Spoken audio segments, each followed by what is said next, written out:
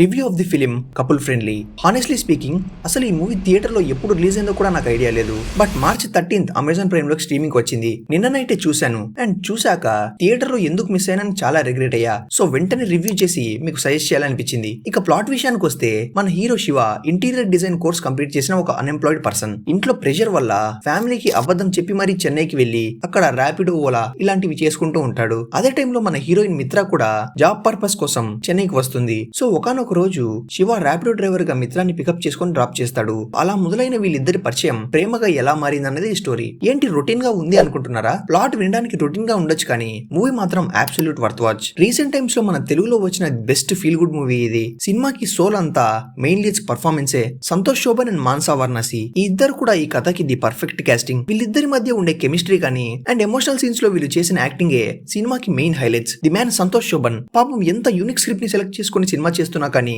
సరైన బ్రేక్ రావట్లేదు. హోప్ తనకి తొందరలోనే ఒక మంచి బ్లాక్ బస్టర్ పడాలి. అండ్ యాక్ట్రెస్ మానసా వారణాసి గారి యాక్టింగ్ చూడడం ఇదే ఫస్ట్ టైం. బట్ చూసిన వెంటనే ఏ గర్ల్ నెక్స్ట్ డోర్ వైబ్స్ వచ్చాయి. అంటే అంత నేచురల్ గా యాక్ట్ చేసిందని చెప్తున్నా. ఆ లాస్ట్ 20 minutes క్లైమాక్స్ లో మనం మూవీకి అంతలా కనెక్ట్ అవుతామంటే అది వీళ్ళిద్దరు ఇచ్చిన పర్ఫార్మెన్స్ వల్లే. And finally wonderful job by director Ashwin Chandrasekhar. ఇది ఆయన డెబ్యూ ఫిలిం అంట. ఫస్ట్ ఫిలిం తోనే మంచిగా ఇంప్రెస్ చేశాడు. Waiting for his upcoming works. ఇక మ్యూజిక్ అండ్ సినిమాటోగ్రఫీ కూడా డీసెంట్ ఉంటాయి. చెన్నైని చాలా అథెంటిక్ గా చూపించారు. ఇక 2 hours 5 minutes ఉన్న ఈ కపుల్ ఫ్రెండ్లీ మూవీని అస్సలు మిస్ అవద్దు. మూవీకి కేవలం కపుల్ ఫ్రెండ్లీ అనే టైటిల్ పెట్టిన కారణం వల్ల సిబిఎఫ్సి వాళ్ళు ఏ రేటింగ్ ఇచ్చారంట. ఇదేం లాజిక్ మరి? బాక్స్ ఆఫీస్ దగ్గర ఫెయిల్ అవ్వడానికి కూడా ఇదే one of the main reason అయి ఉండొచ్చు. బట్ ఎనీవే, మీరు మాత్రం మిస్ అవ్వద్దు.